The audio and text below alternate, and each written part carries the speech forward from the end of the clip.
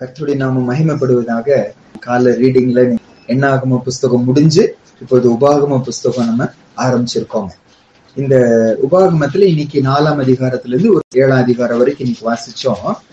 அந்த அதிகாரத்துல ஒரு வசனத்தை இன்னைக்கு எடுத்துக்கொள்ள போறோம். உபாகமம் 4ஆம் அதிகாரம், எல்லாரும் எடுத்துக்கொள்ளுங்க. உபாகமம் 4ஆம் அதிகாரம் 4வது வசனம். Deuteronomy chapter 4 verse 4. உபாகமம் 4ஆம் அதிகாரம் 4வது வசனம். ஆனாலும் உங்கள் தேவனாகிய கர்த்தரை பற்றி கொண்ட நீங்கள் எல்லாரும் இந்நாள் வரைக்கும் உயிரோட இருக்கிறீர்கள்.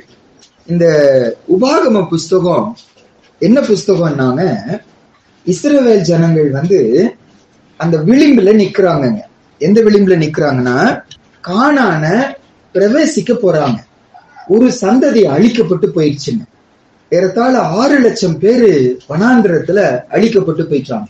கீழ்ப்படியாமையினால, ஆண்டவரை விசுவாசிக்காததுனால, முறுமுறுத்ததுனால, எதிர்த்து பேசினதுனால ஏறத்தாழ 6 லட்சம் புருஷர்கள் 20 வயசுக்கு மேல, அன்னைக்கு வெளியே வந்தவங்கள 20 வயசுக்கு மேல இருந்த 6 லட்சம் பேரு இறந்து போனவர்களா. 40 வருஷத்துக்கு அப்புறம் அன்னைக்கு 20 வயசு இருக்கிறவங்க இன்னைக்கு என்ன வயசு இருக்கணுங்க? 60 வயசு இருக்கணும் இல்ல? 20 வயசுல வெளியே வந்தவங்க, 20 வயசு கீழே இருக்கிறவங்க 40 வருஷம் கழிச்சு இப்ப பார்த்தா 60 விட எல்லாரும் என்ன செய்யறாங்க? கீழே இருக்கிறாங்க. இப்ப இந்த சந்ததி உள்ள நுழைய போகுது. எங்க நுழைய போகுது? கானானுக்குள்ள நுழைய போகிற. இந்த உபாகம புஸ்தகம் இவர்களை தகப்பன போல இவ்வளவு நாள் தூக்கி சுமந்து அவங்களுக்காக பரிந்து பேசி தவறு செய்யும் போதெல்லாம் ஆண்டவர் சமூகத்துல முகங்குப்புற விழுந்து அழுது ஜெபித்த மோசே அவங்களுக்கு ஆலோசனை சொல்றாரு. கடைசியா இவருடைய ஏற்கம் என்னன்னா, இவரும் உள்ள என்ன செய்ய முடியாது? போக முடியாது. ஆண்டவர் போக கூடாதுன்னு சொல்லிட்டு, அதை பத்தி இனிமே நீ என்ன செய்யாத, நீ பேசாதன்னு ஏசப்பா அவரை பார்த்து சொல்லிட்டார். உன்னை நான் உள்ள விட மாட்டேன்னு சொல்லிட்டார். ஏன்னா கோவப்பட்டுட்டாரு, ஆண்டரை விசுவாசிக்காம போயிட்டாரு, வசனத்தை சரியா கவனிச்சு வசனத்தின்படி செய்யாம போயிட்டாருங்க. பேசுனாரு கண்மலையை பார்த்து. கண்மலையை பார்த்து என்ன செஞ்சுட்டாருன்னா அடிச்சாரு. அது 2 தடவை அடிச்சுட்டாரு. ஏசப்பா சொன்னாரு, ஜனங்களுக்கு முன்பாக நீ என்னுடைய நாமத்தை பரிசுத்தமாக்காமல் போனபடியினால் நீயும் ஆரோனும் உள்ள என்ன செய்ய மாட்டீங்க? பிரவேசிக்க மாட்டீங்க. சரி, கர்த்தருடைய சித்தம் சொல்லி ஒப்பு கொடுக்கிறார். தனக்கு முன்னால் இருக்கிற அந்த சின்ன சந்ததியை பார்த்து பாரத்தோடு பேசுவதுதான் இந்த உபாகம புஸ்தகம். நடந்ததெல்லாம் ஞாபகப்படுத்துகிறார். கர்த்தர் சொன்ன வசனங்கள் எல்லாம் மறுபடியும் அவங்களை பார்த்து பேசுகிறார். சரி, ஆனா இன்னைக்கு நம்முடைய தியானம் என்னன்னாங்க, இவருக்கு முன்னால இன்னைக்கு ஏறத்தாழ 20-30 லட்சம் ஜனங்க நின்று கொண்டு இருக்கிறாங்க. 6 லட்சம் புருஷர்கள் என்று சொல்லி வாசிக்கிறோம். அப்போ ஏறத்தாழ 20-30 லட்சம் மக்கள் முன்னால் நின்று கொண்டு இருக்கிறாங்க. இந்த கூட்ட மக்கள்ல 3 குரூப் நம்ம பார்க்க முடியும். ஏன் இந்த வசனத்தை தியானிக்கிறோம்னா, நாமும் ஒரு விளிம்புல நின்று கொண்டு இருக்கிறோம். என்ன விளிம்புனாங்க, எத்தனையோ வருஷத்துக்கு முன்னால நடந்தது விட இன்னும் அகோரமா சிரியால, டர்க்கில ஒரு பெரிய பூகம்பம் என்ன செஞ்சிருக்கு? வந்திருக்கு. ஏராளமான மக்கள் இறந்திருக்கிறாங்க. அவங்க சொன்னது கொஞ்சம் தான். ஏராளமான மக்கள் இறந்திருக்கிறாங்க. ஏராளமான மக்கள் தங்க வீடை இழந்திருக்கிறாங்க. காசு இல்ல, சாப்பாடு இல்ல, தண்ணி இல்ல, கண்ணீர்ல, வேதனையில நிக்கிறாங்க. நிறைய பேரு அவங்க சொல்றது என்னன்னாங்க, உலகம் முடிவு வந்துருச்சோ என்பது போல அவங்க என்ன செய்தாங்களா? நினைச்சாங்களா? பைபிள் சொன்னது போல கடைசி நிமிஷம் வந்துருச்சோன்னு சொல்லி பலர் நினைச்சாங்களா? இது நமக்கு ஒரு எச்சரிப்பு தான் இல்லைங்க. அந்த கடைசி நிமிஷம் இன்னைக்கு நம்ம லைஃப்ல வருமானா? நம்ம உட்கார்ந்துட்டு இருக்கிறவங்க சடனா எல்லாம் என்ன செய்யுது? நாங்க எங்க லைஃப்ல அனுபவிச்சோம். நாங்க ஒரிசால இருக்கும்போது சடனா அந்த பூமி அதிர்ச்சி அந்த இடத்துல என்ன செஞ்சோம் நாங்க பார்த்தோம். அங்க அந்த இடத்துல இருக்கிறோம். எங்க வீடு கீழே வீடு, அங்க ஓனர், ஹவுஸ் ஓனர் எல்லாம் மேல இருக்காங்க. சடனா ஆடுது அந்த இடமே. என்ன செய்ய? பூமி அதிர்ச்சி அங்க வந்து சடனா ஆடுது. அப்போ மேல இருக்கவங்களாம் கீழே ஓடி வந்துட்டாங்க. கிறிஸ்டினா சின்ன குழந்தை, 2 வயசு என்னமோ இருக்கும்.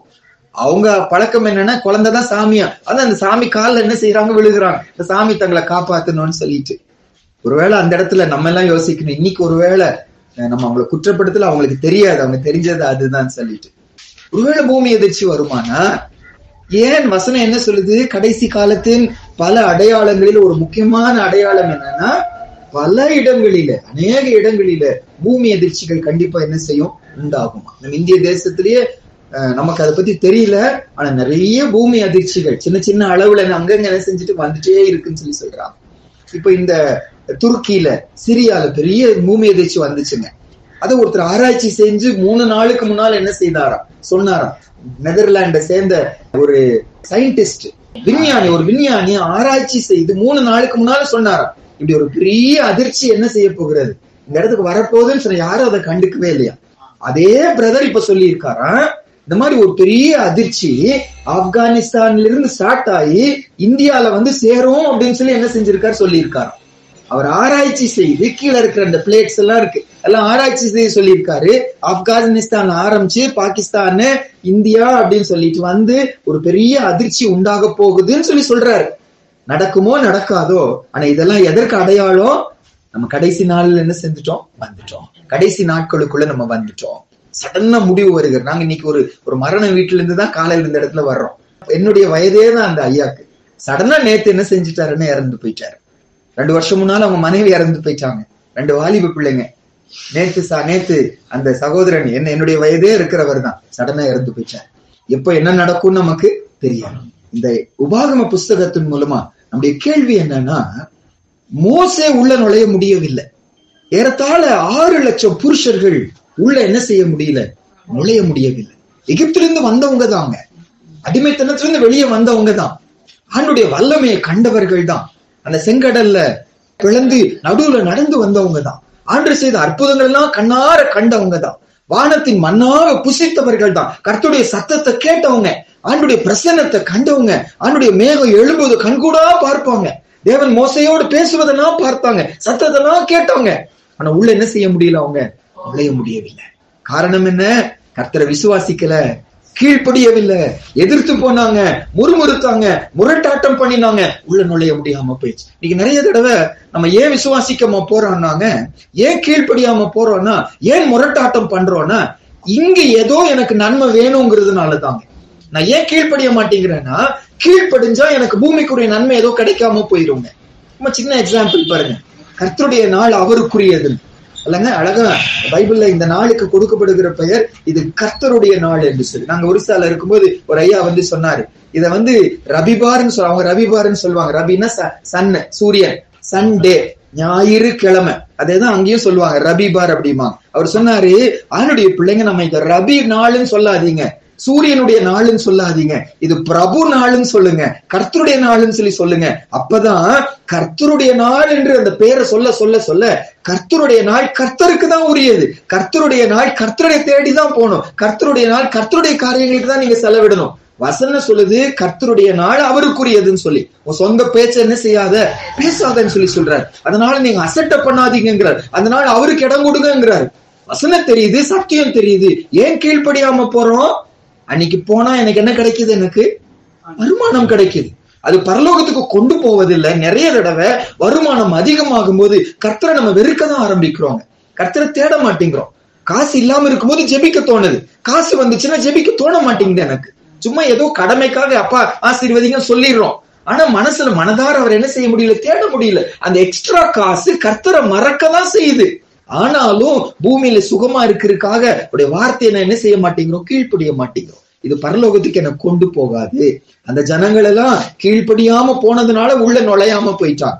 இன்னைக்கு நம்ம பார்க்க போகிறது என்ன, இந்த கூட்ட ஜனம் இப்ப முன்னால நின்றுட்டு இருக்காங்க பாருங்க, அவங்க எல்லாருடைய குணாதிசயங்களையும் இந்த 4வது வசனத்துல ஒரு சம்மரி மாதிரி சொல்றாரு. என்ன சொல்றாரு? இப்ப மறுபடியும் நம்ம சேர்ந்து வாசிக்கலாம். உபாகமம் 4ஆம் அதிகாரம் 4வது வசனம்.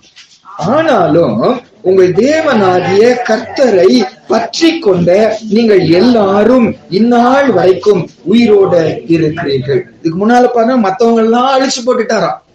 இப்ப நீங்க மட்டும் என்ன செய்றீங்க, உயிரோட இருக்கிறீங்க. அவங்களுடைய குணாதிசயம் என்னன்னு சொல்லி சொல்றாரு, உங்கள் தேவனாகிய கர்த்தரை பற்றி கொண்ட நீங்கள் எல்லாரும். முதல் காரியங்க, இன்னைக்கு நானும் நீங்களும் ஒருவேளை அந்த இறுதி நாள் வருமானா, அந்த டச்சு சயின்டிஸ்ட் சொன்னது போல ஒருவேளை நம்ம பகுதியில அந்த பூமி எதிர்ச்சி வருமானா, கூட்டு கூட்டமா இருக்கிறாங்க. ஒரு பிரதர் எழுதுறாருங்க, அந்த பகுதிக்கு ரிலீஃப் ஒர்க்கே போலையாம். அவர் சொல்றாரு, 60 வயசு அந்த ஐயாக்கு, என் குடும்பத்தை சேர்ந்து எல்லாரும் உள்ளதாங்க இருக்கிறாங்க. அவர் அழுகிறாரு, அவர் வேதனையா சொல்றாரு, 60 வயசு அவருக்கு, என் குடும்பத்தை சேர்ந்து எல்லாரும் அங்க கீழே தான் இருக்கிறாங்க, ஒருத்தர் கூட இன்னும் வரல எங்களுக்கு உதவி செய்யிருக்கு. அரசாங்கம் வரல, மீட்பு பணிக்காரங்க வரல, ஆனா சத்தம் கேக்குது, உதவி செய்யுங்க உதவி செய்யுங்கிறாங்க. என்னால ஒண்ணும் செய்ய முடியல. உள்ள எல்லாரும் உள்ள சிக்கி கொண்டு இருக்கிறாங்க. இந்த முடிவு வருகிற நாட்கள் என்னைக்கு வேணா, அப்ப அப்படி நமக்கு கூட என்ன செய்யலாம், நமக்கு வரலாம். அங்க வந்துச்சு, நமக்கு கூட வரலாம். நான் ஆயத்தமா இருக்கிறேனா, சந்தோஷமா ஆண்டவரோடு நம்ம போய் சேரோமா, ஆண்டவரே என் ஆத்துமா உங்க கையில நான் ஒப்பு கொடுக்கிறேன்னு சொல்லி சந்தோஷமா நம்மளால சொல்ல முடியுமா? நமக்கு இந்த ஜனங்க இவங்க உள்ள போவதற்கு ஆயத்தமானதற்கு ஒரே ஒரு ரீசனை சொல்றாரு, உங்கள் தேவனாகிய கர்த்தரை நீங்க என்ன செய்தீங்க, பற்றி கொண்டீங்க. அப்படின்னு என்ன அர்த்தம்? அவரை சார்ந்து கொள்றது.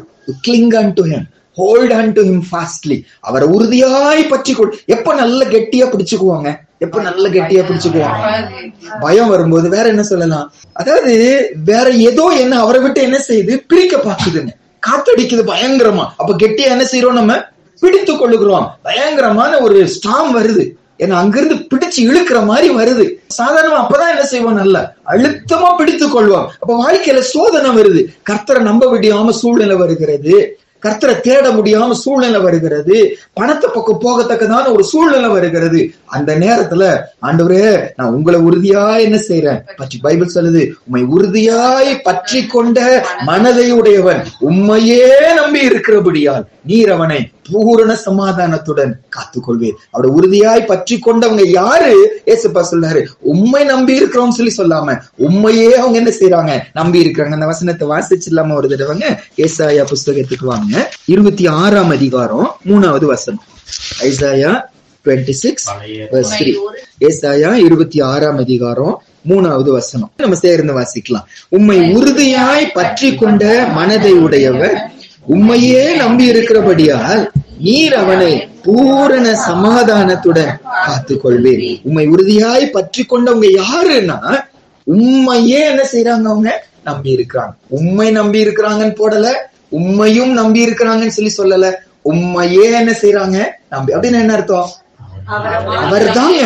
மத்தது வாய்ப்பு இருக்கிறது, மனுஷரை நம்ப வாய்ப்பு இருக்கிறது, மருத்துவர்களை நம்ப வாய்ப்பு இருக்கிறது, பணத்தை நம்ப வாய்ப்பு இருக்கிறது, எனக்கு பிசினஸ் கொடுக்கக்கூடியவன் நம்ப வாய்ப்பு இருக்கிறது, உதவி செய்ய மனிதர்களை நம்ப வாய்ப்பு இருக்கிறது. ஆனாலும் நான் உண்மை மட்டும்தான் என்ன செய்வேன், நான் நம்புவேன். அப்பேற்பட்டவங்க தான் எங்க போவாங்க, கானானுக்குள்ள போவாங்க. அன்னைக்கு இவங்களை பார்த்து சொன்னாங்க, நீங்க கர்த்தரை உறுதியா என்ன செய்தீங்க, நீங்க பற்றி கொண்டு இருக்கிறீங்க. ஆண்டவரை உறுதியா பற்றி கொண்டு இருக்கிறீங்க, முழுமையா அவரை பிடித்து கொண்டு இருக்கிறீங்க. சூழ்நிலை வித்தியாசமா வருது, பயங்கரமா சாத்தான் சோதிக்கிறான், பயங்கரமா சூழ்நிலை வருகிறது. என்ன ஆனாலும் சரி நான் கர்த்தர் தான் என்ன செய்வேன், பற்றி கொள்வேன். பவுல் சொல்லும் போது கூட நமக்கு தெரிஞ்ச வசனம் தான், கலாத்தியர் 2:20 நான் இயேசு கிறிஸ்துவோடு கூட சிலுவையில் என்ன செய்தேன், நான் அறியப்பட்டேன். நான் அல்ல, கிறிஸ்துவே எனக்குள்ள என்ன செய்யறாரு, பிழைத்து இருக்கிறத சொல்லிட்டு அடுத்த வார்த்தை சொல்றாருங்க, நான் இன்றைக்கு பிழைத்து இருக்கிறதோ என்னில் அன்பு கூர்ந்து எனக்காக தம்மை தாமே ஒப்பு கொடுத்த தேவனுடைய குமாரனை பற்றும் விசுவாசத்தினால என்ன செய்கிறேன், நான் பிழைத்திருக்கிறேன். பவுலை பார்த்து கேட்டா, எப்படி உங்களால இவ்வளவு விசுவாசமா இருக்க முடிஞ்சிச்சு, எவ்வளவு கர்த்தருக்குள்ள உறுதியா உங்களால எப்படி இருக்க முடிஞ்சிச்சு அப்படின்னு சொல்லி கேட்கிறாரு. அவர் சொல்றாரு, நான் அவரை பற்றும் விசுவாசத்தினாலதான் என்ன செய்யறேன், நான் பிழைச்சிருக்கிறேன். நான் இன்னைக்கு வாழ்றேன்னா என்னுடைய ஏதோ பக்தி அல்ல, நான் தீர்மானம் பண்ணினேன், நான் ஏதோ விட்டு கொடுத்தேன், மன்னிச்சேன், அதல்ல காரணம். நான் அவரை பற்றி கொண்டேன், அவரை பிடித்து கொண்டேன். பவுல் பற்றி கொண்ட அதே ஆண்டவரை நானும் நீங்களும் பற்றி கொள்ள அவர் காத்திருக்காரு. என் பக்கமா வரமாட்டீங்களா? ஐயோ மனுஷனை தேடி போறீங்களே, அழிந்து போகிற புல்லு கொப்பான மனுபுத்திரனை நம்பிக்கொண்டு இருக்கிறீங்களே, என்ன நீங்க மறக்கிறீங்களே. ஒரு வசனம் வாசிக்கலாம், ஏசாயா 51ஆம் அதிகாரம். வேதனையா ஏசப்பா கேட்கிறார் 12ஆம் வசனத்துல, நம்ம சேர்ந்து வாசிக்கலாம். ஐசாயா 51:12 எடுத்துக்கொள்ளுங்க, நம்ம சேர்ந்து வாசிக்கலாம். நானே உங்களுக்கு ஆறுதல் செய்கிறவர், சாக போகிற மனுஷனுக்கும் புல்லுக்கு ஒப்பாகிற மனுபுத்திரனுக்கும் பயப்படுகிறதற்கும் வானங்களை விரித்து பூமியை அஸ்திபாரப்படுத்தி உன்னை உண்டாக்கின கர்த்தரை மறக்கிறதற்கும் நீ யார்? புல்லுக்கு ஒப்பாகிற ஒரு மனுஷனை பார்த்து நீ என்ன செய்யற, நீ பயப்படுகிற. அவன் சாக போகிற ஒரு மனுஷன், ஆனா வானங்களை விரித்து இந்த பூமியை அஸ்திபாரப்படுத்தி உன்னை உண்டாக்கின கர்த்தரை நீ என்ன செய்யற, மறக்கிறதுக்கு நீ யாரு அப்படின்னு ஏசப்பா கேட்கிற. இன்னைக்கு எனக்கு உங்களுக்கும் மனுஷகரை நம்புகிறத அளவுக்காச்சு ஆண்டவரை நம்புறோமா? என் பலத்தை நம்புகிற அளவுக்காச்சு ஆண்டவரை நம்புகிறோமா? அந்த அளவு கேவலமா போயிட்டாரா ஏசப்பா? அந்த அளவு சாதாரணமானவரா போயிட்டாரா?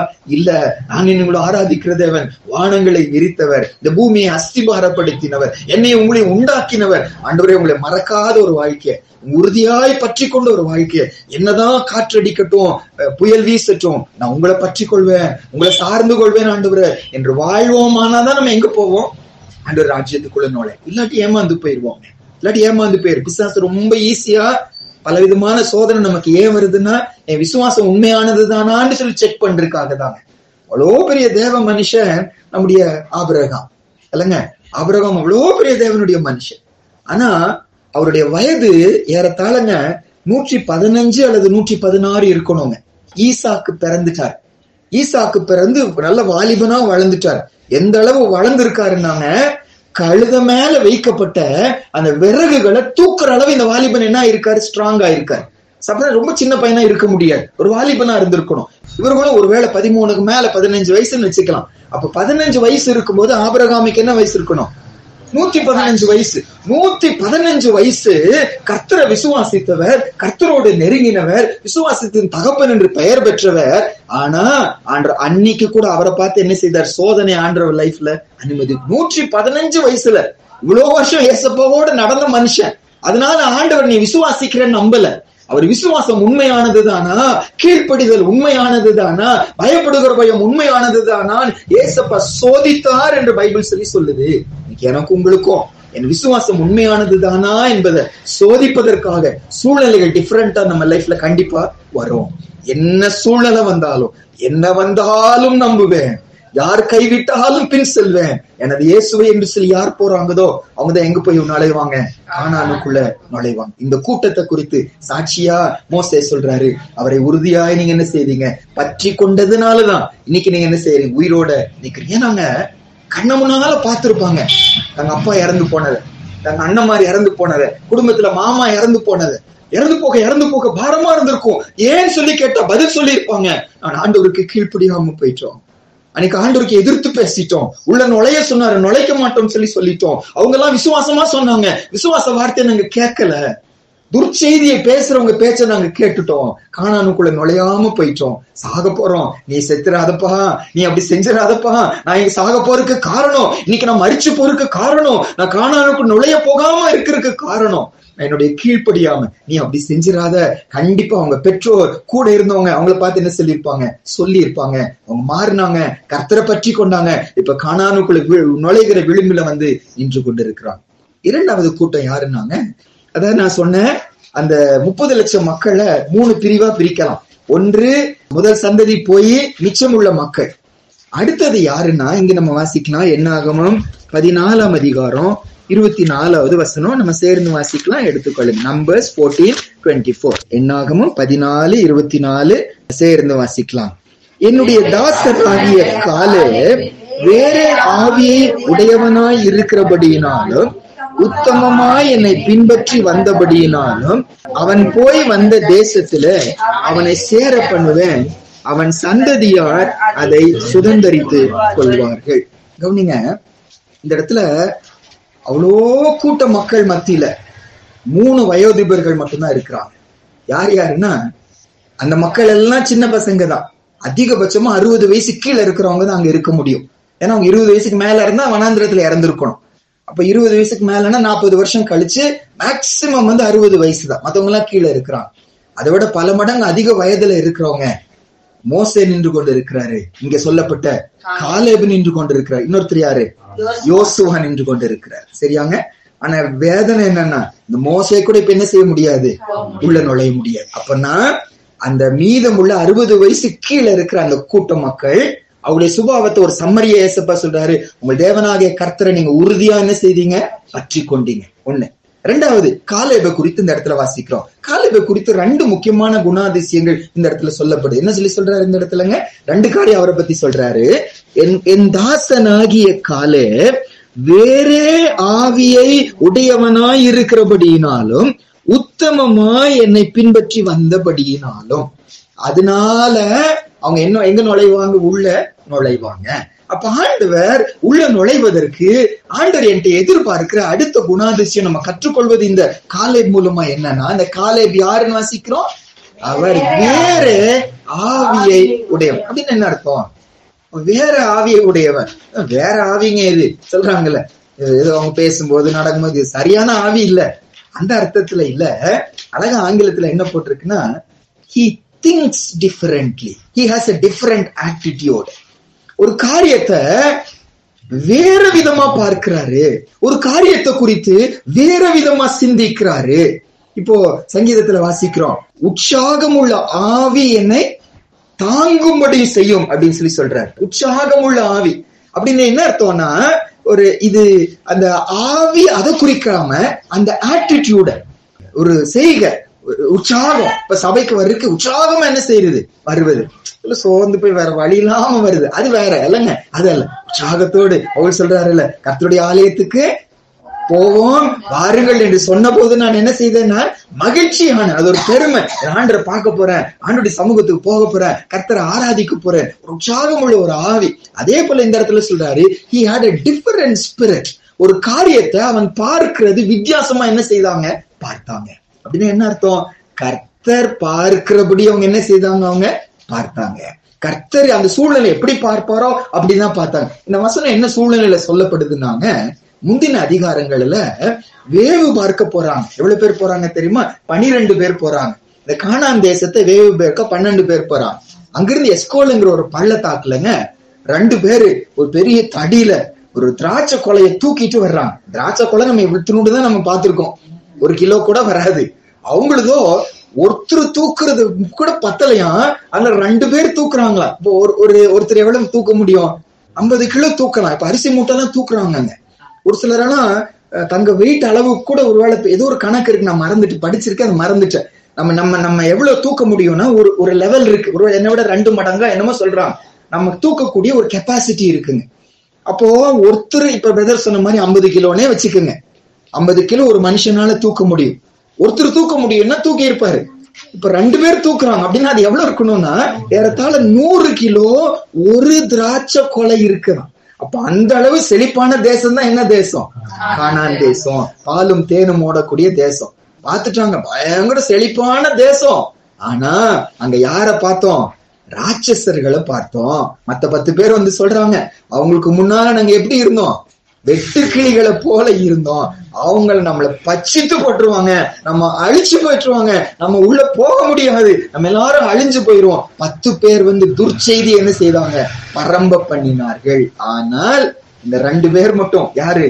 யோசுவாவும் காலேபும் மட்டும் சொல்றாங்க, கர்த்தருக்கு பிரியமா இருந்தா, கர்த்தர் நம்மோடு இருந்தாருன்னா கண்டிப்பா நம்ம போய் என்ன செய்வோம்? சோந்தரி போறோம். அவங்களை எளிதாய் நம்ம என்ன செய்வோம்? மேற்கொள்ளும்.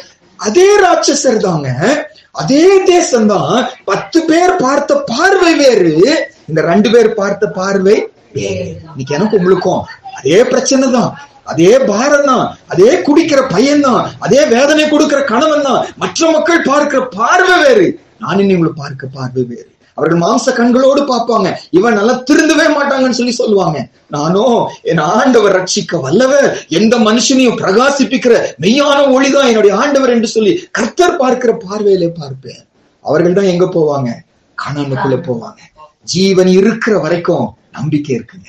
ஜீவன் இருக்கிற வரைக்கும் அது யாரா இருந்தாலும் சரி, எவ்வளவு கொடூரமானவர்களானாலும் சரி, இன்னைக்கு உயிரோட நிக்கிறாங்கன்னா, இன்னைக்கு ஜீவனோட நிக்கிறாங்கன்னா கர்த்தர் அவங்க மேல கரிசனை வச்சிருக்காரு. இன்னைக்கு ஆண்டரை அழிச்சிருக்கலாம் இல்லைங்க, ரொம்ப மோசமா போகும்போது ஆண்டர் வைக்கிறதே இல்லைங்க. இப்ப ஏன் ஆதாம் ஏவாளுக்குங்க ஆண்டர் ஒரு கட்டளை போட்டாரு, அந்த ஜீவ விருட்சத்தின் கனி என்ன செய்யக்கூடாது? சாப்பிடக்கூடாது. தப்பு செஞ்சதுக்கு அப்புறம் சாப்பிடக்கூடாதுன்னு சொல்லி அதை சுத்தி என்ன செஞ்சாரு? வேலி அடைச்சு சுடரொளி பட்டயத்தோடு கேருபீன்களை என்ன செய்தார்? நிறுத்தினார். ஏன் நிறுத்தினாருன்னா, அதை இன்னும் சாப்பிட்டாங்கன்னா பாவம் செஞ்சு சாகாமையே இருந்து இந்த பூமியை இன்னும் மோசமா என்ன செஞ்சிருப்பாங்க? அழிச்சிருப்பாங்க. அதனால அதை சாப்பிட்டு இன்னும் உயிரோட இருக்க கூடாதுன்னு சொல்லி 120 வருஷம் என்று ஆண்டவர் என்ன செய்தாரு? ஜனங்களுக்கு ஒரு டைம் ஏசப்பா என்ன செய்தாரு? கொடுத்தார்.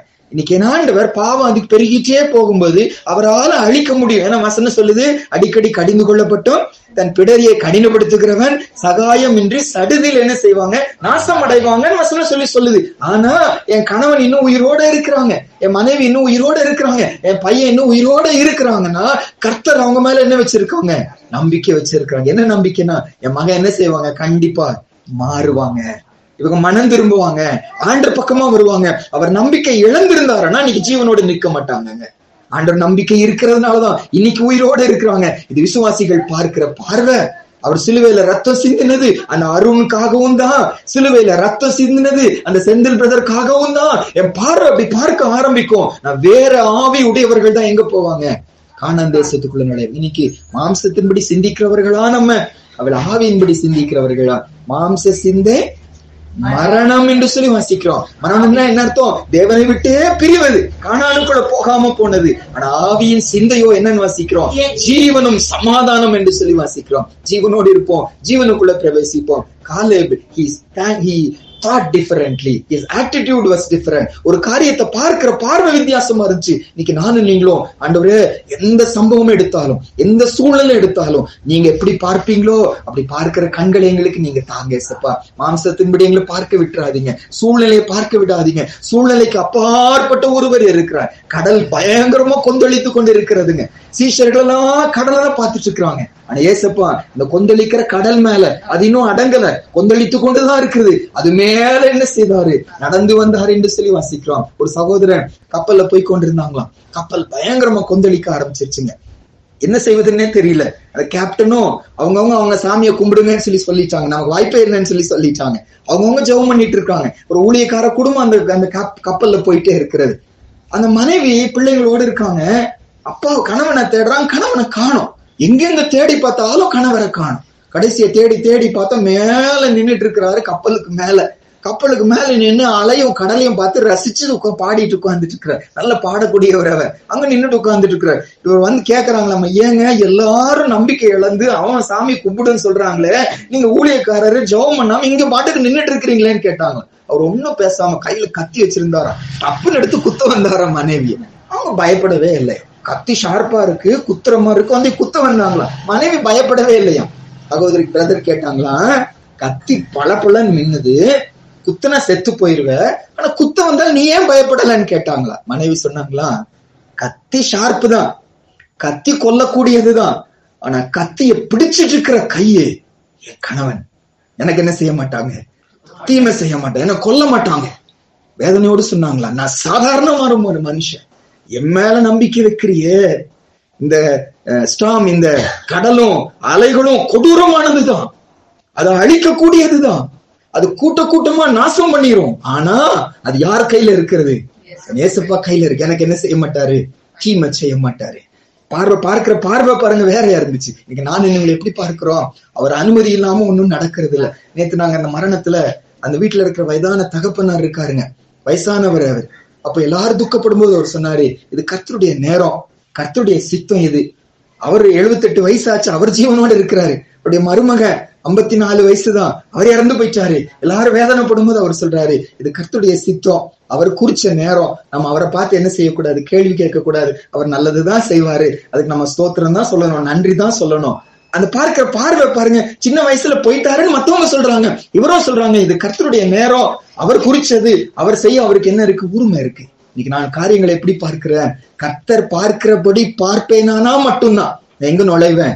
கானான் தேசத்துக்குள்ள நுழைவேன். இந்த காலேபை குறித்து வாசிக்கிறோம், அவன் வேற ஆவி உடையவன். என்னை குறித்து ஏசப்பா இன்னைக்கு என்ன சொல்றாரு? இவங்க மாம்சத்துக்குரியவர்கள் சொல்லி சொல்றாரா?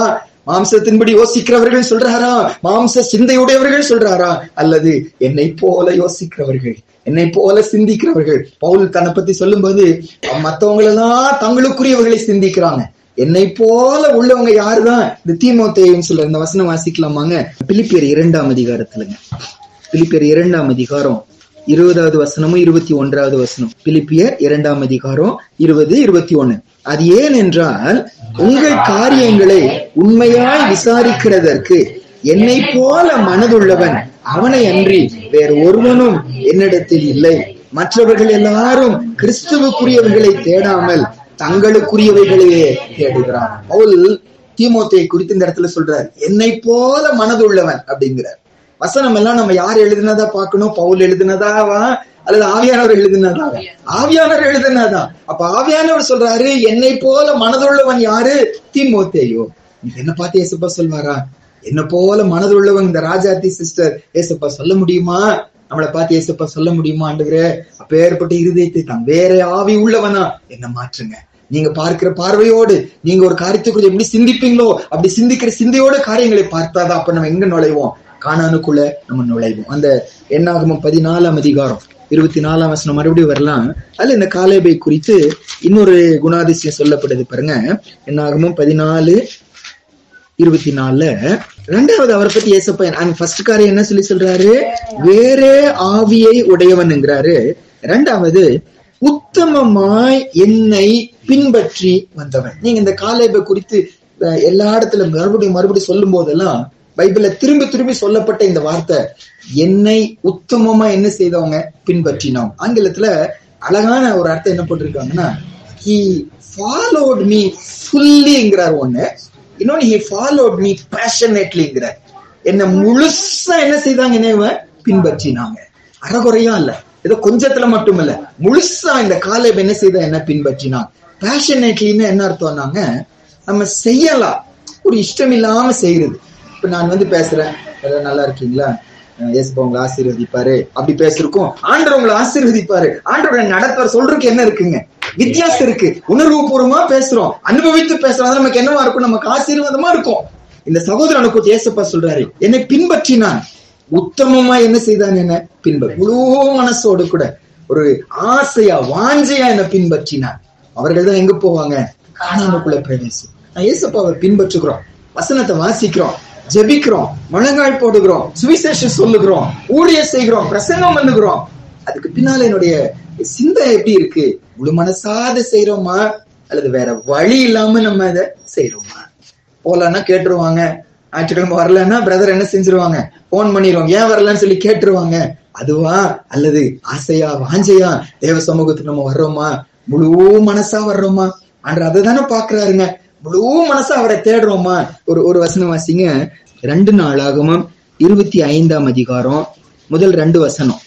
2 Chronicles 25:1-2 நம்ம சேர்ந்து வாசிக்கலாம்.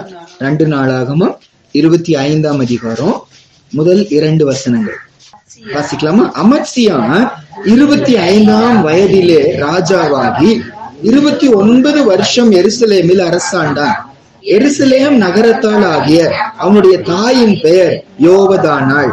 அவன் கர்த்தரின் பார்வைக்கு செம்மையானதை செய்தான், ஆனாலும் முழு மனதோடே அப்படி செய்யவில்லை. கர்த்தரின் பார்வைக்கு செம்மையானதை செய்தான் சந்துரு, அதோடு சொல்லிட்டாருன்னா சந்தோஷம் கூட. பட் ஆனாலும் முழு மனதோட என்ன செய்யல? அப்படி என்ன குறித்து சாட்சி சொல்லப்படுமானா அப்பேற்பட்டவங்க எங்க போக முடியாது? கானான் தேசத்துக்குள்ள போகும். ஏன்னா அன்று எதிர்பார்க்கிறது கட்டளை என்னன்னா அவட்ட அன்பு கூறணும். சும்மா என்கிட்ட அன்பு கூறன்னு சொல்லல. எப்படி அன்பு கூற சொல்றாரு? முழு மனதோடு, முழு சிந்தையோடு, முழு ஆத்மாவோடு, முழு பலத்தோடு. அதுதான் ஏசப்பா கேட்கிறார். அறகுறையான அன்பு, அறகுறையான கீழ்ப்படிதல், அறகுறையான ஊழியம், அறகுறையான ஜெபம் ஏசப்பா பிரியமேல் மனுஷங்க ஏற்றுக்கொள்வாங்க. பரவாயில்லங்க, தொடர்ந்து வந்துடுறாங்க, தொடர்ந்து ஜெபம் பண்றாங்க, தொடர்ந்து ஊழியம் செய்யறாங்க, பிரசங்கம் பண்றாங்க, அதெல்லாம் ஏசப்பாக்கு பிரியம். முழு மனதோடு கூட உத்தமமா என்னை பின்பற்றின காலேப், ஏசப்பா எங்களை குறித்து இந்த சாட்சி சொல்லப்படட்டும்பா. அறகுறையான கீழ்ப்படிதல், அறகுறையான ஜெபங்கள், அது வேணும் விருப்பம் இல்லாத ஒரு ஊழியங்கள் வேண்டாம் ஆண்டவரே, நாங்க செஞ்சா உத்தமமா செய்யணும், இல்லாட்டி என்ன செய்யக்கூடாது? நாங்க செய்யக்கூடாது. முதல் கூட்டம், அந்த கூட்ட ஜனங்கள் கர்த்தரை உறுதியா பற்றி கொண்டாங்கன்னு வாசிக்கிறோம். இந்த காலேப் மூலமா நான் கற்றுக்கொள்கிற 2 பாடம் அவர் முதல் காரியம் வாசித்தோம், ஒரு காரியத்தை வேறு விதமா என்ன செய்தார்? அவர் சிந்தித்தார். வேறு விதமான என்ன அர்த்தம்னா எதிர்த்தாலும் எதிர்த்து போகிறவர் அல்ல, கர்த்தர் பார்க்கிற, கர்த்தர் விரும்புகிறபடி அவர் என்ன செஞ்சாரு? ஒரு சூழ்நிலை அவர் பார்த்தார் என்று சொல்லி பார்க்கிறோம். 2வது அவர்கிட்ட நம்ம கற்றுக்கொண்டது உத்தமமாய் கர்த்தரை அவர் பின்பற்றினார். முழு மனசா, ஆசையா, விருப்பத்தோடு, வாஞ்சியோடு கூட இயேசுவை பின்பற்றினவங்களா, வசனத்தை கீழ்ப்படிச்சவங்களா அன்று எங்களை நீங்க மாற்றுங்க. 3வது நபர் யோசுவாவை குறித்து வாசிக்கிறோம். யோசுவாவுடைய 2 அழகான சுபாவம், நிறைய சுபாவங்கள்ல 2 அழகான சுபாவம் ஒன்று நம்ம அந்த வசனம் வாசிங்க. யாத்திராகமம் 33ஆம் அதிகாரம் 11வது வசனம். யோசுவா, காலேப், அடுத்தது மத்த ஜனங்க, அவங்கதான் உள்ள நுழைஞ்சாங்க. யாத்திராகமம் 33ஆம் அதிகாரம் 11வது வசனம். எக்ஸடஸ் சாப்டர் 33:11 வாசிக்கலாம். 11வது வசனம். ஒருவன் தன் சிநேகிதனோட பேசுவது போல கர்த்தர் மோசேயோடு முகமுகமாய் பேசினார். பின்பு அவன் பாளையத்துக்கு திரும்பினான். நூனின் குமாரனாகிய யோசுவா என்னும் அவனுடைய பணிவிடைக்காரனாகிய வாலிபன் ஆசரிப்பு கூடாரத்தை விட்டு பிரியாது இருந்தான். யோசுவாவை குறித்து பல ஆசீர்வாதமான காரியங்கள் மத்தியில ரொம்ப முக்கியமா ஆண்டவர் வைக்கிறது, அவன் ஆசரிப்பு கூடாரத்தை விட்டு என்ன செய்யல, பிரியவே. ஆசரிப்பு கூடாரத்தை விட்டு பிரியவே. இது எந்த சூழ்நிலையில எழுதப்படுகிறதுனால, இஸ்ரவேல் ஜனங்கள் தப்பு செஞ்சுட்டாங்க. மோசே மேல போன போது இங்க என்ன செஞ்சுட்டாங்க, லேட் ஆயிருச்சுன்னு கன்றுக்குட்டி பண்ணி வணங்கி கொண்டு இருக்கிறாங்க. அப்போ ஆண்டவர் கோபப்படுகிறாரு. மோசே அவங்க சார்பா ஜெபம் பண்றாரு, ஆண்டவர் அவங்களை மன்னிக்கிறார். அப்போ தேவன் பாரமா சொல்றாரு, அவங்கள விட்டு தனியா பிரிச்சு போய் எனக்கு கூடாரம் போடுங்கிறார். அப்போ அவங்க நடுவில் இருந்த ஆண்டவர் தூரமா போய் என்ன செய்யறாரு, கூடாரம் போடுறாரு. ஆனா மோசே அங்க போய் ஆண்டவரோடு பேசுறாரு, ஆண்டவர் மோசையோடு பேசுறாரு. மோசே திரும்பி தன்னுடைய வீட்டுக்கு வந்துட்டாராம். ஆனா யோசுவாவை மட்டும் என்ன செய்யல, அங்கிருந்து வெளியே வர யுத்த வீரர், ராணுவ வீரர், இது வேற யாரும் உள்ள நுழையக்கூடாது. மோசே மட்டும் தான் என்ன செய்யணும், போகணும், வேற யாரும் வரக்கூடாது. அந்த காவலை காப்பதற்காக, ஆண்டுடைய சமூகத்தை காத்துக் கொள்வதற்காக, யாரும் மீறி அழிந்து போகக்கூடாது என்பதற்காக ஆசரிப்பு கூடாரத்தை விட்டு அவர் பிரியாது இருந்தார் என்று சொல்லி வாசிக்கிறோம். பல அர்த்தங்கள்ல ஒரு அர்த்தம் என்ன தெரியுமாங்க, ஆண்டவரை விட்டு பிரியாத ஒரு வாழ்க்கை. என்ன செஞ்சாலும் ஆண்டவரே உங்களை மட்டும் பிரிஞ்சுன்னா என்ன செய்ய மாட்டேன், போக மாட்டேன். நீங்க என்னோடு வந்தா நான் செய்வேன், நீங்க என்னோடு வரலன்னா இதை நான் என்ன செய்ய மாட்டேன், நான் செய்ய மாட்டேன். அப்ப எங்க போனாலுங்க ஒரு கேள்வி கேட்டு பார்க்கணும். ஒரு காரியத்தை சந்துரு செய்ய போறோம், சந்துரு செய்ய போகும்போது இந்த காரியத்துல ஏசப்பா வருவாரா, இது அவருக்கு பிரியமா இருக்குமா, அவர் அந்த இடத்துல உட்காருவாரா, அவர் அதை பார்ப்பாரா, அவர் அந்த வேலையில ஈடுபடுவாரா, அவர் அந்த ஏமாத்து காரியத்தை அவர் செய்வாரா, இந்த கேள்வியை நான் என்ன செய்யறேன், கேட்டு பார்க்க போறேன். அவர் இல்லாத இடத்துல எனக்கு அந்த இடத்துல என்ன இல்ல, இடம் இல்ல. உங்களை பிரிஞ்சு நான் வாழ மாட்டேன்ப்பா, உனக்கு பிரியன்னா நான் போறேன். அதான் மோசே ஆண்டவர் சொல்லிட்டாரு, நான் உங்களோடு வரமாட்டேன், நீங்க வணங்கா கழுத்துள்ள ஜனங்க, அதனால என் தூதனை நான் என்ன செய்யறேன், உங்க முன்னால அனுப்புறேன்னு சொல்லி சொன்ன போது மோசே சொல்லிட்டாரு, நீங்க எங்களோடு வரலன்னா இங்க இருந்து என்ன செய்யாதீங்கள, அனுப்பாதீங்க. எனக்கு காணான் முக்கியம் இல்ல, எனக்கு நீங்க தான் முக்கியம். இன்னைக்குங்க யார் காணான் தேசத்துக்குள்ள நுழைவாங்கன்னா, காணான விட இந்த காணானின் ஆண்டவரை முக்கியப்படுத்துறவங்க. நிறைய தடவை ஏசப்பாட்ட ஆசீர்வாதம் மட்டும் கொடுங்க ஆண்டவரே, இந்த சுகத்தை மட்டும் கொடுங்க ஆண்டவரே, இதை மட்டும் செய்யுங்கன்னு நம்ம கேட்கிறோம். ஆனா ஆண்டவரை பல நேரம் என்ன செஞ்சிடறோம், மறந்து போய் விடுகிறோம். அந்த வண்டி அவர் தாங்க கொடுத்தாரு, அந்த வேலையை அவர் தாங்க கொடுத்தாரு, அந்த பிள்ளைய அவர் தாங்க கொடுத்தாரு, அந்த படிப்பை அவர் தாங்க கொடுத்தாரு. ஆனா அவர் கொடுத்தது அவரை விட்டு பிரிவதற்கு என்னவா மாறிடுச்சு, காரணமா மாறி விட்டுச்சு. ஏன் சபைக்கு வரலன்னா வேலைங்க, வேலை கொடுத்தவர் கர்த்தருங்க, அவரை நம்ம என்ன செஞ்சுட்டோம், மறந்துட்டோம். குழந்தை கொடுத்தவர் அவர், குழந்தை இல்ல இல்ல இல்லன்னு சொல்லி இரவு போகலாம் ஆண்டு சமூகத்துல அழுதுட்டு இருந்தாங்க. குழந்தை கிடைச்சிச்சு, இன்னைக்கு ஏன் சபைக்கு வரலன்னா குழந்தைக்கு உடம்பு சரியில்லைங்க, குழந்தைக்கு ஒத்துக்காதுங்க. கொடுத்தவர் அவர் என்ன செஞ்சிடும், மறந்து விடுகிறோம். அப்ப ஏற்பட்டவங்க எங்க நுழைய மாட்டாங்க, கானானுக்குள்ள நுழைய மாட்டாங்க. ஆண்டவரே எனக்கு நீங்க தான் முக்கியம், உங்களை விட்டு நான் என்ன செய்ய மாட்டேன், பிரிய மாட்டேன். ஆசரிப்பு கூடாரத்தை விட்டு யோசுவா பிரியாதவராய் இருந்தார் அப்படின்னு சொல்லி வாசிக்கிறோம். இன்னொரு கடைசியா ஒரே ஒரு காரியங்க, யாத்ராகமம் 32ஆம் அதிகாரத்துல 17வது வசனமும் 18வது வசனமும் நம்ம சேர்ந்து வாசிக்கலாம். 112வது பக்கம் பழைய ஏற்பாடுல. இது லாஸ்ட் நம்ம முடிக்க போறோம். Exodus 32, 17 and 18. கவனிங்க என்ன நடக்குதுன்னு இந்த இடத்துல. கர்த்தருடைய பிள்ளைங்க கீழே கர்த்தரை விட்டுட்டு கர்த்தரை வைக்க வேண்டிய இடத்துல என்ன வச்சிருக்கிறாங்க, கன்று குட்டியை வச்சுட்டு அதுக்கு பண்டிகை கொண்டாடிட்டு இருக்கிறாங்க. கர்த்தருக்கு தான் பண்டிகைன்னு நினைச்சு கன்று குட்டியை வணங்கி கொண்டு இருக்கிறாங்க, பாடிக்கொண்டிருக்கிறாங்க, அசுத்தமா நடனம் ஆடிக்கொண்டிருக்கிறாங்க, சட்டையெல்லாம் கழட்டி அசிங்கமா நின்று கொண்டு இருக்கிறான், பயங்கரம் ஆர்ப்பரிக்கிறான், பயங்கரமா சத்தம் போட்டுட்டு இருக்கிறான். இந்த சத்தம் மேல நிக்கிற யாருக்கு வருது, மோசேக்கும் கேக்குது, யோசுவாவுக்கும் கேக்குது. ஒரு வாசிப்பு வாசிக்கலாம். ஜனங்கள் ஆரவாரம் பண்ணுகிறதை யோசுவா கேட்டு மோசேயை நோக்கி, பாளையத்தில் யுத்தத்தின் இரைச்சல் உண்டாயிருக்கிறது என்றான். அதற்கு மோசே, அது ஜெயதுனியாகிய சத்தமும் அல்ல, அபஜெயதுனியாகிய சத்தமும் அல்ல, பாடலின் சத்தம் எனக்கு கேட்கிறது என்றான். மோசே வயது முதிர்ந்தவர், இவரோ யாரு, வாலிபன் இல்லைங்க. மோசேக்கு அது என்ன சத்தம் கேட்டுச்சா, பாடலின் சத்தம் கேக்குது. இவருக்கோ என்னன்னு கேக்குது, யுத்த சத்தமா கேக்குது. நல்ல கவனிங்க, வாலிபனுக்கு தான் இந்த மாதிரி காரியம் நல்லா புரிஞ்சுக்க முடியணுங்க இல்லைங்க. அந்த மாதிரி அசுத்தங்களை, அந்த மாதிரி காரியங்களை வாலிப வயசுல இருக்கவங்க ஈஸியா புரிஞ்சுக்கணும். ஆனா இந்த யோசுவாவுடைய சுபாவம் என்னன்னா, மனசு அதுல எல்லாம் அவர் என்ன செய்யல, அவரு போட்டுக்கவே இல்லை. நன்மைக்கு நீங்கள் எப்படி இருங்க, ஞானிகளாகவும் தீமைக்கு என்ன செய்யுங்க, நீங்க பேதைகளா இருங்கன்னு சொல்லி வசனம் சொல்லி சொல்லுதுங்க. இந்த யோசுவா யாருன்னா தீமைக்கு பேதையா இருந்தாரு, நன்மைக்கு ஞானியா இருந்தார். நான் சொல்றது புரிஞ்சுக்கிறீங்களா? அது பாவம்னு இருந்துச்சுன்னா, அது கர்த்தருக்கு பிரியமில்லன்னு இருந்துச்சுன்னா, அது என்ன பார்த்துட்டா ஆகணுமே, அது என்ன நுழைஞ்சு போய் பார்த்து தேடி பார்த்து அப்படி செய்யறவங்க தேவராஜ்யத்துக்கு கண்டிப்பா என்ன செய்ய மாட்டாங்க, நுழைய மாட்டாங்க. ஏன்னாங்க நம்ம உள்ள போவோம்னா ரொம்ப ஈஸியா இழுக்கப்பட்ட அந்த பாவத்துக்குள்ள என்ன செய்வோம், போயிடும். அதான் வசனம் சொல்லுது, பொல்லாங்காய் தோன்றுகிற எல்லாவற்றையும் விட்டு என்ன செய்யுங்க, விலகு. வசனம் ரொம்ப தெளிவா சொல்லுது, பொல்லாங்கை விட்டு விக்ரம் விலகுன்னு ஏசப்பா சொல்லல. பொல்லாங்கா என்ன செய்யுது எனக்கு தோன்றுது அப்படின்னா என்ன அர்த்தம்? ஒருவேளை வந்துருமோ, ஒருவேளை பாவத்துக்குள்ள போயிருவோமோ, ஒரு சிந்தனை வந்தாலே அதுல என்ன செய்யாதீங்க, நுழையாதீங்க, வெளியே என்ன செஞ்சிருங்க, வந்துருங்க. யோசுவா தீமைக்கு பேதையா இருந்தாரு. அங்க அசுத்தம் நடக்குது, பாவம் நடக்குது. இவர் மோசம் மேல போயிட்டாருங்க. இவர் தான் நடுவுல உட்கார்ந்துட்டு இருக்கிறாரு, ஜெபிச்சுட்டே இருக்கிறாரு. இவர் அதை பத்தி கவனிக்கவே இல்லை. அவரு சிந்த அந்த பக்கமா போகவே இல்லை. இன்னைக்கு நம்ம எப்படி இருக்கிறோம்? தீமைக்கு ஞானியா இருக்கிறோமா அல்லது நன்மைக்கு ஞானியா இருக்கிறோமா? 5 காரியங்கள் இன்னைக்கு பாக்குறோம். முதல் காரியம், கர்த்தரை உறுதியாய் பற்றி கொண்ட மனதை உடையவங்க கானானுக்கு போவாங்க. ஒரு காரியத்தை கர்த்தர் பார்க்கிற பார்வையோடு வேற ஆவியோடு பார்க்கிறவர்கள் கானானுக்கு நுழைவாங்க.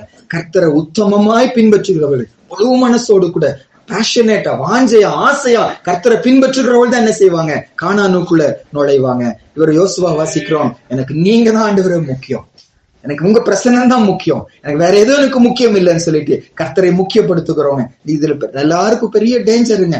ஆசீர்வாதத்துக்கு முக்கியத்துவம் கொடுத்துருவோம், ஆசீர்வதிக்கிற ஆண்டவர் என்ன செஞ்சிருவோம், மறந்து விடுக்கிறோம். அவர் தான் செஞ்சாரு, அவர் தான் கொடுத்தாரு, அவர் தான் காரணம். ஆனா அந்த நேரம் இப்போ முதல்ல வேலை வேலை வேலை வேலைன்னு போயிட்டே இருப்போங்க. இப்ப ஏசப்பா டைம் கொடுத்துட்டாரு. இப்ப இந்த டைம் அவருக்கு கொடுக்க நமக்கு என்ன வர மாட்டேங்குது, மனசு வர மாட்டேங்குது. இன்னும் ஏதாச்சும் வேலைக்கு போலாமா, வேலை வேலை வேலை, கர்த்தருக்கு நேரமே இல்ல அப்படின்னு சொல்லி இருந்த நம்ம, ஏசப்பா எனக்கு டைம் கொடுங்க டைம் கொடுங்க, ஏசப்பா டைம் கொடுக்குறாரு. அந்த மிச்ச டைம் இப்ப ஆண்டவர் கொடுப்பதற்கு நமக்கு இஷ்டம் வர மாட்டேங்குது. ஆண்டவரே எனக்கு நீங்க தான் ஆண்டவரே முக்கியம். ஆசரிப்பு கூடாரத்துட்டு விலகாம இருந்தாங்க. கடைசியா வாசிச்சோம், தீமைக்கு அவர் பேதையா இருந்தார். ஆண்டவரே தீமைன்னு வந்துச்சுன்னா விலகி இருக்கிறது எனக்கு தாங்க. அப்படியே ஜெபம் பண்ணலாமா? கர்த்தர் கையில ஒப்பு கொடுக்கலாம். ஒரு விஷயம் நம்ம கேட்ட வசனத்துக்கு ஒப்பு கொடுத்து ஜெபம் பண்ணி ஆராய்ந்து பார்க்கலாம். நாமும் விளிம்புல நிக்கிறோங்க. கானானுக்குள்ள நுழைய போறோமா அல்லது கைவிடப்பட்ட கூட்டத்துல நம்ம இருக்க போறோமா? உள்ள நுழைய போறோமா அல்லது கதவு சாத்தப்பட்டு உன்னை நான் அறியேன் என்று சொல்லுகிற அந்த கூட்டத்துல நம்ம இன்னைக்கு இருக்க போறோமா? ஆராய்ந்து பார்க்கலாம். கர்த்தரை உறுதியாய் பற்றி கொண்ட மனது எனக்கு இருக்கிறதா? அவரை பிடிச்சு கொள்றோமா? அவரை சார்ந்து கொள்ளுகிறோமா? என்ன வந்தாலும் அவரை விசுவாசிக்கிறோமா? ஆராய்ந்து பார்க்கலாங்க. வேற ஆவி உடையவன் காலேபுன்னு சொல்லி சொன்னாரு. என்ன பார்த்து ஏசப்பா என்ன சொல்றாரு?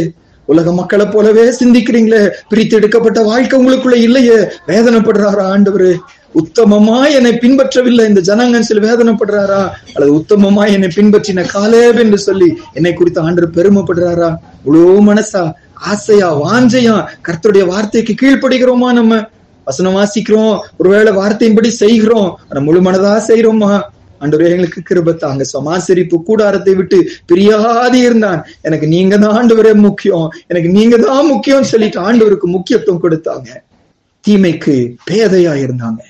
ஆராய்ந்து பார்த்து ஒப்பு கொடுத்து ஜெபிக்கலாம். மகா பரிசுத்தம் உள்ள எங்க நல்ல பெருமை தகப்பனே, ஆண்டவரே இந்த கால நேரத்துக்காக நன்றி.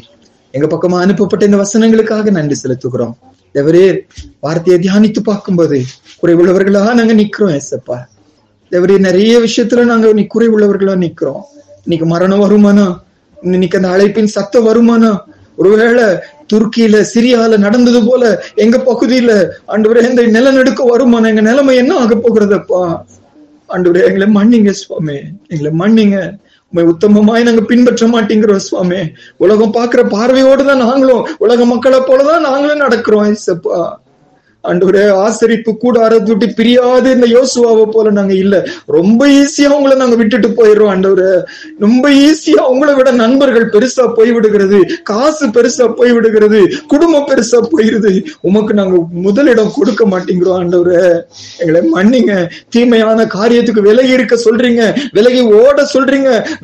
நாங்களா போய் உள்ள நுழைஞ்சு சிக்கி கொண்டு எங்களை ஆத்மாவை நஷ்டப்படுத்தி விடுகிறோம் ஆண்டவரே. உண்மை பற்றி கொண்ட வாழ்க்கை இன்னைக்கு எங்களுக்கு தாங்க ஏசப்பா. எங்களோடு பேசுவீங்கன்னா எங்க மேல பாரம் கொண்டு வாஞ்ச கொண்டுதான் எங்களோட பேசுறீங்க. கானானுக்குள்ள நுழைகிறவர்களா நாங்க காணப்படணும். ஒருவேளை ரெக்கார்டிங் மூலமா கேட்டுக்கொண்டிருக்கிற யார் எங்க இருந்து கேட்டாலும் அவர்களும் கானானுக்குள்ள நுழைவதுதான் உடைய ஆசை. பரம கானானுக்குள்ள நுழையணும். கைவிடப்பட்டவர்களா போய்விடக்கூடாது. இன்னைக்கு என்னெல்லாம் எங்களை உணர்த்தினீங்களோ எங்களை நம்ம ஒப்பு கொடுக்கிறோம். நிலைத்திருக்க கிருபை செய்யுங்க. இயேசுவின் மூலம் ஜெபிக்கிறோம் நல்ல பிதாவே.